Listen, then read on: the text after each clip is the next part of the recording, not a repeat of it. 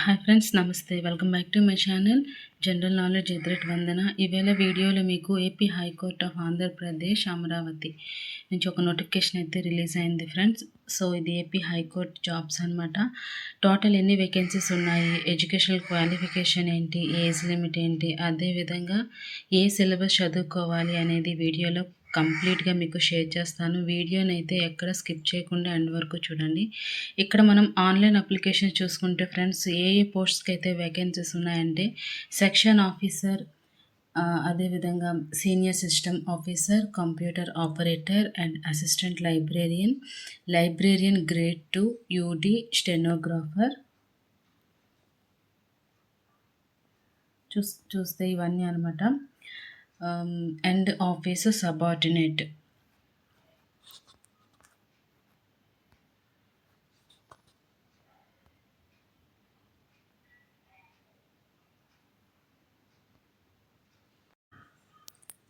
ఈ జాబ్స్ అయితే friends direct recruitment అనేది చెప్పవచ్చు. ఆన్లైన్ అప్లికేషన్స్ వచ్చేసి మనకి ఈ మంత్ 30 నుంచి 4వ నెల 19 వరకు అయితే మనకి లాస్ట్ డేట్ అయితే ఇవ్వడం జరిగింది. అంటే 30 నుంచి అప్లికేషన్స్ అయితే స్టార్ట్ అవుతాయి ఫ్రెండ్స్. సో ఎండ్ డేట్ వచ్చేసి 4వ నెల 19 వరకు టైం ఇచ్చారు. 11:59 PM వరకు అయితే మనకైతే ఛాన్స్ ఇచ్చారు ఫ్రెండ్స్. సో ఇందులో ఇంకా మనం ఏమైనా ఎక్స్టర్నల్ ఇన్ఫర్మేషన్ తెలుసుకోవాలంటే మనకి వాళ్ళ వెబ్సైట్ కూడా ఇచ్చారు. అదే చూడండి ఇక్కడ.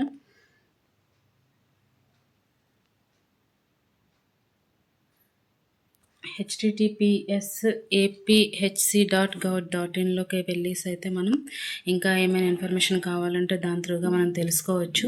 ఇక్కడ చూసుకుంటే ఫ్రెండ్స్, ఏ పోస్ట్కి ఎన్ని వేకెన్సీస్ ఉన్నాయో చూద్దాం. సెక్షన్ ఆఫీసర్ చూసుకుంటే 5 వేకెన్సీస్ ఉన్నాయి. స్కేల్ పే అంటే పే స్కేల్ చూసుకుంటే 57,100 నుంచి 1,47,760 రూపీస్ వరకు అయితే మనకి పే స్కేల్ ఉంది. సీనియర్ సిస్టమ్ ఆఫీసర్ చూసుకుంటే ఒకటే వేకెన్సీ ఉంది. దాని పే స్కేల్ చూసుకుంటే 44,570 నుంచి 1,27,480 రూపాయల వరకు అయితే పే స్కేల్ ఉంది friends. Next computer operator vacancy చూసుకుంటే 31 పోస్ట్స్ అయితే ఉన్నాయి. శాలరీ చూసుకుంటే 40,970 నుంచి 1,24,380 రూపాయల వరకు ఉంది. నెక్స్ట్ అసిస్టెంట్ లైబ్రరీని చూసుకుంటే ఒకటే వేకెన్సీ ఉంది. దాని పే స్కేల్ వచ్చేసి 40,970 నుంచి 1,24,380 వరకు అయితే పే స్కేల్ ఉంది. నెక్స్ట్ లైబ్రేరియన్ గ్రేడ్ 2 చూసుకుంటే ఒకటి వేకెన్సీ ఉంది. ఇది 35 to 1 lakh మధ్యలో అనమాట శాలరీ. నెక్స్ట్ యూడీ స్టెనోగ్రాఫర్ చూసుకుంటే ఫ్రెండ్స్ 7 వేకెన్సీస్ ఉన్నాయి. దీని పే స్కేల్ చూసుకుంటే 34,000 నుండి 1,27,000 మధ్యలో అయితే శాలరీ ఉంది. అసిస్టెంట్ చూసుకుంటే 78 వేకెన్సీస్ ఉన్నాయన్నమాట. మనం పే స్కేల్ చూసుకుంటే 25,000 నుంచి 80,000 మధ్యలో ఉంది ఫ్రెండ్స్ శాలరీ. ఎగ్జామినర్ చూసుకుంటే 27 పోస్ట్స్ ఉన్నాయి. దీని యొక్క పే స్కేల్ చూసుకుంటే 25,000 నుంచి 80,000 మధ్యలో ఉంది. టైపిస్ట్ వచ్చేసి 44 వేకెన్సీస్ ఉన్నాయి. దీని పే స్కేల్ చూసుకుంటే 25,000 నుంచి 80,000 మధ్యలో ఉంది. కాపీస్ట్ చూసుకుంటే 34 వేకెన్సీలు ఉన్నాయి. పే స్కేల్ చూసుకుంటే 25,000 నుంచి 80,000 మధ్యలో ఉంది. డేటా ఎంట్రీ ఆపరేటర్ చూసుకుంటే 50 వేకెన్సీలు ఉన్నాయి. పే స్కేల్ చూసుకుంటే 25,000 నుంచి 80,000 మధ్యలో ఉంది ఫ్రెండ్స్. స్టెనోగ్రాఫర్ చూసుకుంటే ఒక్కటే వేకెన్సీ ఉంది. పే స్కేల్ చూసుకుంటే 25,000 నుంచి 80,000 మధ్యలో ఉంది. అదేవిధంగా ఆఫీస్ సబార్డినేట్ చూసుకుంటే 20 వేకెన్సీస్ ఉన్నాయి. శాలరీ వచ్చేసి 20,000 నుంచి 61,000 మధ్యలో ఉంది. టోటల్ వేకెన్సీస్ వచ్చేసి మనకి 300 అనమాట. నెక్స్ట్ ఇక్కడ మనకి సెక్షన్ ఆఫీసర్ ఓసీ వాళ్ళకి ఎన్ని ఉన్నాయి అంటే మన కేటగిరీస్ బట్టి చూసుకుంటే ఎవరెవరికి ఎన్ని వేకెన్సీస్ ఉన్నాయి ఇక్కడైతే మనకి క్లారిటీగా మెన్షన్ చేశారు. ఓసీ వాళ్ళకి సెక్షన్ ఆఫీసర్ చూసుకుంటే 3 ఉన్నాయి. ఈడబ్ల్యూఎస్ వాళ్ళకి 1 ఉంది. బీసీబీకి 1 ఉంది. ఆ విధంగా టోటల్ 5 అనమాట. ఎవరెవరికి ఎన్ని పోస్ట్స్ అనేది ఉన్నది ఇక్కడ క్లారిటీగా ఇచ్చారు. మనం ఇక్కడ ఎక్కువ వేకెన్సీస్ దేనిలో ఉన్న వాటి చూసుకుందాం ఫ్రెండ్స్. అసిస్టెంట్ ఇక్కడ మనకి 31 ఉన్నాయి. అందులో ఓసీ వాళ్ళకి 31, ఈడబ్ల్యూఎస్ వాళ్ళకి అయితే 7,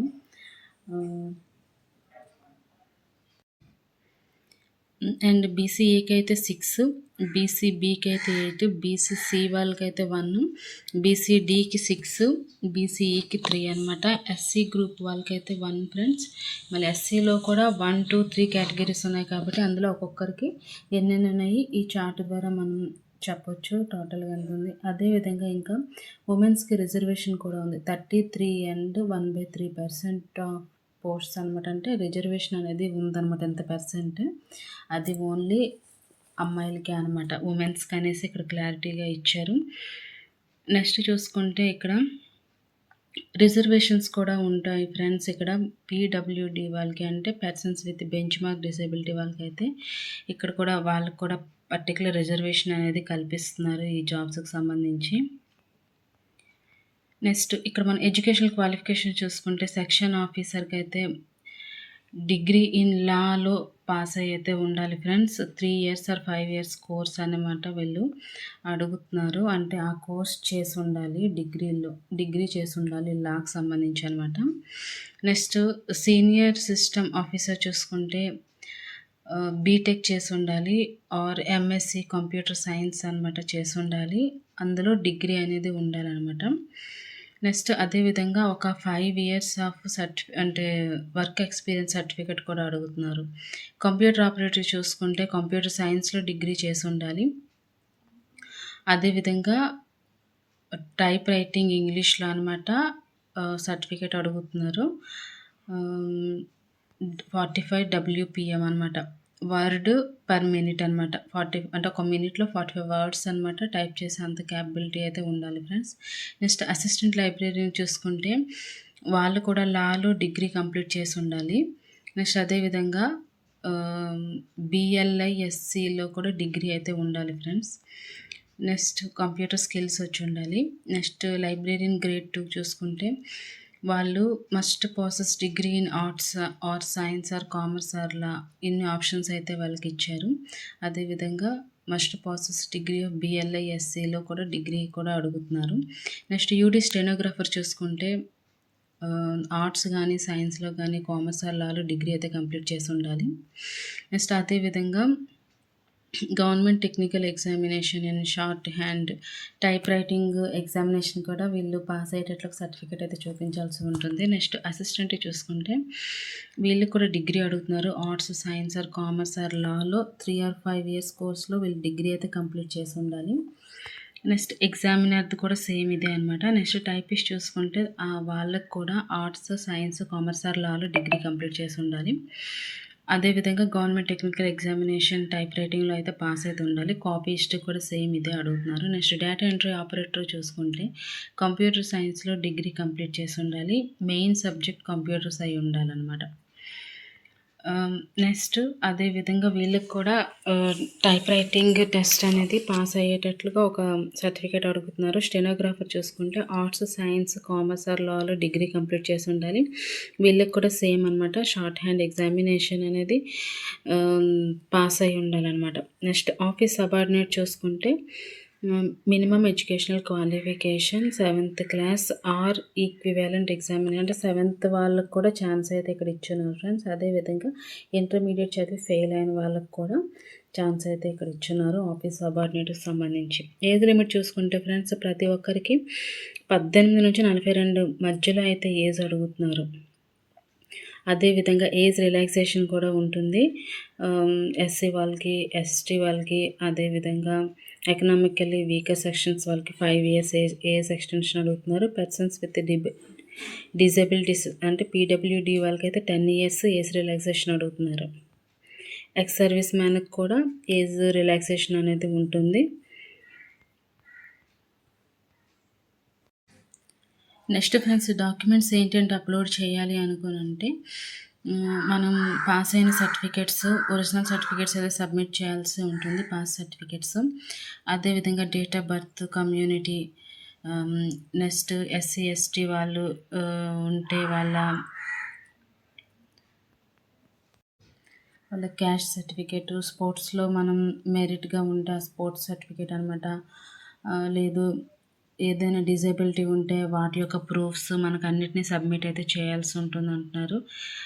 బ్యాక్వర్డ్ క్లాసెస్ వాళ్ళైతే వాళ్ళు కూడా latest community certificate and also certificate of non creamy layer, ఈ సర్టిఫికేట్స్ అన్నీ మస్ట్ అండ్ షుడ్గా వాళ్ళు సబ్మిట్ చేయమనేసి చెప్తున్నారు. అదేవిధంగా ఎకనామికల్లీ వీకర్ సెక్షన్స్ అయింటే వాళ్ళు కూడా లేటెస్ట్ సర్టిఫికేట్స్ని అంటే అట్ ప్రెసెంట్ ఇయర్ 2025-2026 ఈ మధ్యలో చేసుకున్నవి అయితే మాత్రం మనం అప్లోడ్ చేయాల్సి ఉంటుంది. నెక్స్ట్ ఎక్స్ సర్వీస్ మ్యాన్ వాళ్ళు ఎవరైనా ఉంటే వాళ్ళు డిశ్చార్జ్ సర్టిఫికేట్ కూడా సబ్మిట్ చేయాల్సి ఉంటుంది. సో క్లారిటీగా మనకి ఇక్కడ అన్ని రూల్స్ అండ్ రెగ్యులేషన్స్ అయితే ఇచ్చున్నారు ఫ్రెండ్స్. సో దానికి తగ్గట్టుగా మనం అప్లోడ్ చేయడమే. నెక్స్ట్ ఇక్కడ మనం మెథడ్ ఆఫ్ రిక్రూట్మెంట్ అంటే ఎలాగ మనం సెలెక్ట్ చేస్తారు అనేది కూడా ఇక్కడ క్లారిటీగా ఇచ్చారు. సెక్షన్ ఆఫీసర్ చూసుకుంటే మనకు డిగ్రీ అడిగారు కాబట్టి సిలబస్ అండ్ మార్క్స్ చూసుకుంటే జనరల్ నాలెడ్జ్ 20 మార్క్స్ ఉంటుంది, మెంటల్ ఎబిలిటీ 10 మార్క్స్ ఉంటుంది, లా, సివిల్, క్రిమినల్ వాటికి సంబంధించి 50 మార్క్స్ అనమాట. Next senior system officer, computer officer and assistant librarian grade 2, UD stenographer, assistant examiner, typist, copyist and data entry operator. Stenographer చూసుకుంటే degree అడిగారు కదా, అందులో general knowledge 40 marks ఉంటుంది, mental ability 40 marks ఉంటుంది అనమాట. సబార్డినేట్ చూసుకుంటే 10th కాబట్టి general knowledge 50 marks, mental ability 30 marks అనమాట. నెక్స్ట్ అదేవిధంగా కంప్యూటర్ బేస్డ్ ఎగ్జామినేషన్ ఉంటుంది. టోటల్ వచ్చేసి 80 క్వశ్చన్స్, 80 మార్క్స్ అనమాట. డ్యూరేషన్ వచ్చేసి 90 మినిట్స్ ఉంటుంది. ఇంకా సిలబస్ చూసుకుంటే ఒక్కొక్క దానికి ఒక్కొక్కలాగా ఇచ్చారు ఫ్రెండ్స్. క్వశ్చన్ పేపర్ ఇంగ్లీష్ కానీ తెలుగు లాంగ్వేజెస్లో ఉంటుంది. లేదు ఇంకా ఏదైనా చూసుకుంటే మాత్రం ఇంగ్లీష్ లాంగ్వేజ్ ఫైనల్ అనేది కూడా డిసైడ్ చేసేసారు. Next minimum qualifying marks computer based ఎగ్జామినేషన్లో 40% ఉండాలి. అది ఓపెన్ కాంపిటీషన్ వాళ్ళకైతే. ఎకనామికల్ వీకర్ వాళ్ళకైతే అండ్ ఎకనామికల్ వీకర్ అంటే open competition and economical weaker వాళ్ళకి 40%, బీసీ కేటగిరీకి 35%, ఎస్సీ ఎస్టీ వాళ్ళకి 30% అండ్ పీడబ్ల్యూబీడీ వాళ్ళకి కూడా 30% అండ్ ఆల్సో ఎక్స్ సర్వీస్ మ్యాన్కి కూడా 30% వాళ్ళు మార్క్స్ అయితే గెయిన్ చేయమని చెప్తున్నారు. ఆ మార్క్స్ గెయిన్ చేస్తే వాళ్ళు చక్కగా పాస్ అయినట్లే ఫ్రెండ్స్. సో ఈ ప్రాసెస్ మొత్తం ఆఖరికైతే మెరిట్ లిస్ట్ కూడా తీస్తారనమాట ఈ మార్క్స్ అన్నిటిని బేస్ చేసుకొని. నెక్స్ట్ ఎగ్జామినేషన్ ఫీజు చూసుకుంటే open competition EWS and BC categories అయితే 800 రూపీస్ అనమాట మనకి ఫీజు అనేది పే చేయాల్సి ఉంటుంది. నెక్స్ట్ ఎస్సీ వాళ్ళు, ఎస్టీ వాళ్ళకి, పీహెచ్ కేటగిరీస్ వాళ్ళకి అయితే 400 రూపీస్ అనమాట. అంతా ఆన్లైన్ పేమెంట్ చేయాల్సి ఉంటుంది ఫ్రెండ్స్. సో ఇంకా ఇక్కడ చూసుకుంటే ఫ్రెండ్స్ మనకి అప్లయింగ్ అనేది 2 ప్రాసెస్లో ఉంటుంది. ఫస్ట్ వన్ వచ్చేసి part A 1 time profile registration form అనమాట. నెక్స్ట్ సెకండ్ వచ్చేసి పార్ట్ బి వచ్చేసి అప్లికేషన్ ఫామ్ అనేది ఫిలప్ చేయాల్సి ఉంటుంది. అందులో ఫస్ట్ మనం పార్ట్ ఏ చూసుకుంటే ఓటీపీఆర్ ఐడిని మనం చేశాక మనకు ఒక పాస్వర్డ్ వస్తుంది. ఆ సేమ్ ఓటీపీఆర్ ఐడి అండ్ దాన్ని యూస్ చేసుకొని అనమాట మనం మల్టిపుల్ పోస్ట్స్కి అయితే అప్లై చేసుకోవచ్చు. బట్ మనం ఒకే మొబైల్ నెంబర్ అయితే యూస్ చేయాలి. నెక్స్ట్ అప్లికేషన్ ప్రాసెస్ అయితే అదేనండి. నెక్స్ట్ ఇంకేమైనా మనకి ఇంకా గైడ్లైన్స్ ఇంకేమైనా కావాలనుకుంటే మాత్రం మన అఫీషియల్ వెబ్సైట్ మీకు వీడియో స్టార్టింగ్లోనే చెప్పాను. ఆ వెబ్సైట్కి వెళ్ళి తరచూ మనం అప్డేటెడ్గా ఉంటే మనం ఇంకేమైనా డీటెయిల్స్ ఇంకా సబ్మిట్ చేయాల్సి ఉన్నాయి, ఇంకేమైనా ఇన్ఫర్మేషన్ కావాలన్నా దీని త్రూగా మనం తెలుసుకోవచ్చు. ఇదైతే పూర్తిగా మీకు ఈ వీడియోని అయితే పూర్తిగా మీకు షేర్ చేశాను ఈ జాబ్స్కి సంబంధించి. సో ఈ వీడియో నచ్చితే తప్పకుండా లైక్ చేయండి, షేర్ చేయండి, ఛానల్ అయితే తప్పకుండా సబ్స్క్రైబ్ చేయండి. Thank you friends, have a nice day.